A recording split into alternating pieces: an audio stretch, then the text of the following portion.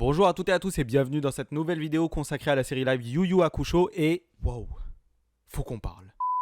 Donc l'épisode s'ouvre sur un parc pour enfants, dans lequel les marmots s'écroulent les uns après les autres suite à ce qui semble être une grosse décharge de flatulence démoniaque. Et tout ça sous le regard attentif d'un gars assis sur un banc qui fait pas du tout pervers et qui est en possession d'un des mystérieux objets dont celui-ci permet de dérober les âmes. Après s'être entraîné avec Koenma pour maîtriser le pistolet spirituel, et c'est là que je me dis que j'aurais mieux fait de me taper la version originale parce qu'on dira ce qu'on voudra, mais Reigen... ça a quand même plus de classe. Merde. Yosuke et Botan partent à la recherche du responsable de tous ces gaz soporifiques. Suite à un petit détour à l'hôpital, notre détective de l'esprit croise le chemin de Kuwabara, et on apprend que ce dernier peut voir Botan. Ce qui signifie que tout comme dans le manga, il est sensible au monde spirituel, ce qui fait de lui une personne potentiellement spéciale. Oui, c'est bon, j'ai lu le manga, Kuwabara maîtrisera lui aussi un pouvoir spirituel, certes, mais ne comptez pas sur moi pour vous spoiler tout ça, c'est pas mon genre. Voilà. Après quelques recherches, Yusuke finit par tomber sur le type qui détient l'un des objets dangereux, et qui s'avérait être le démon Guki. Et là, on va devoir parler du combat qui suit. Alors, autant j'ai beaucoup aimé le combat qui opposait Yusuke et l'élève possédé dans l'épisode précédent, autant là...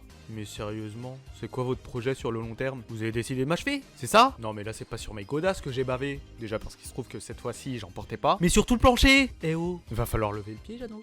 Je peux pas suivre comme dirait l'autre? Ok, certes. J'insiste beaucoup sur le côté action de la série, mais j'ai vraiment eu l'impression de voir un semblant de combat de Jackie Chan ou de Tony Jaa, toute proportion gardée bien entendu. On a tout, la chorégraphie, la mise en scène, avec toujours ce côté combat de rue que je trouve très jouissif, surtout dans un duel qui oppose un humain d'un démon. Et en plus des patates de forain, tu vois le démon se prendre des coups de genoux. Non, franchement pour ma part, niveau bagarre, on est sur du feng shui. Ça ne veut absolument rien dire, mais t'as compris le sens. Pour ce qui est de l'apparence de Guki en CGI, on a pu le voir rapidement dans le premier épisode et ça passait plutôt bien dans le sens où c'était de nuit. Du coup, dans cet épisode, il apparaît en plein jour et franchement, à part quelques petits passages où on sent bien la CGI, globalement, je trouve que ça passe carrément bien. Surtout quand on prend en compte le fait qu'il n'avait certainement pas un budget équivalent à celui d'un film. Ah oui, et j'ai bien aimé aussi le fait qu'il respecte le manga au point de montrer Guki qui s'apprêtait à gober une âme et Yusuke qui utilise un objet pour lui faire garder la gueule bien ouverte avant de balancer un coup de Reigen. Bon, même si à ce moment-là, rien n'empêchait Guki d'envoyer valser Yusuke vu qu'il avait les bras libres. En tout cas, cet épisode m'a donné l'impression d'un effet miroir, mais inversé avec le premier épisode.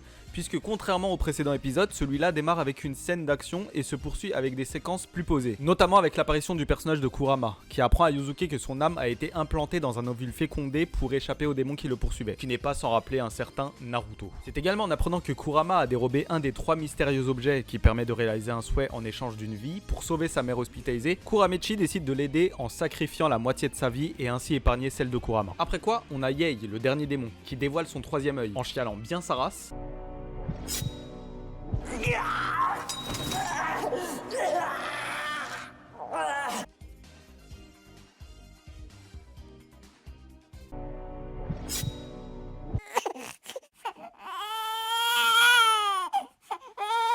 Et qui s'en prend à un véhicule dans lequel était dissimulée une perle d'une grande valeur et qui n'était en fait qu'une larme de glace versée par une jeune fille. Très certainement un démon retenu dans une cache par Vito Corleone. D'ailleurs, pour lui faire verser une larme, on le voit lui cramer le bras. Bon, jusqu'ici pas de soucis, il a une entreprise à faire tourner, pourquoi pas? Il apprend alors que le coupable est un démon, qu'ils appellent plutôt yokai, et là il l'a mauvaise, parce que la lame de glace était censée être envoyée à Sakio pour conclure une affaire, mais il se trouve que ce dernier est justement en bisbille avec les yokai. Du coup, Vito, il est pas content Vito, et veut annuler leur alliance, mais Sakio tente de le convaincre de revenir sur sa décision, en lui promettant de faire verser à la jeune fille des larmes de crocodile, en apportant un argument de poids, du nom de Toguro, ce qui réussit plus ou moins à convaincre Vito. Et c'est là que ça coince. Je veux dire, à quel moment t'as besoin de quelqu'un pour faire chialer ta poule aux yeux d'or? Ouais, je te l'accorde, elle est pas mal. Non mais sérieusement, on t'a vu lui carboniser le bras.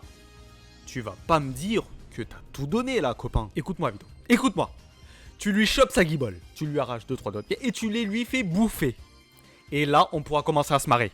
3 ans, ma bonne expérience, elle va chialer comme vache qui pisse. Bon, par contre, les tuyaux, c'est pas gratuit. Français fâche, chèque en bois, je prends tout. Bon, et l'épisode se termine sur les frères Toguro, que l'on avait pu voir dans le trailer avec le frère aîné qui est posé sur l'épaule du plus jeune. J'ai d'ailleurs vraiment hâte de voir ce qu'ils vont en faire, mais avec tout ce qu'on a eu jusqu'à présent, je ne peux m'attendre qu'à des scènes incroyables. Tout comme c'était le cas avec le premier épisode, j'ai passé un très bon moment, mais on va devoir passer à l'épisode 3. Et pour ceux qui ont suivi mes reviews de One Piece, j'ai pu constater que l'expression jamais 203 ne s'appliquait pas forcément pour tout et n'importe quoi. Mais ça, on ne le saura qu'à la prochaine review. C'est pourquoi je vous dis à très vite pour la suite. D'ici là, merci d'avoir regardé cette vidéo. Comme d'habitude, n'hésitez pas à me dire en commentaire ce que vous pensez de la série jusqu'à présent. Partagez, likez et encore une fois, à l'occasion des fêtes, n'hésitez pas à vous procurer mon manga.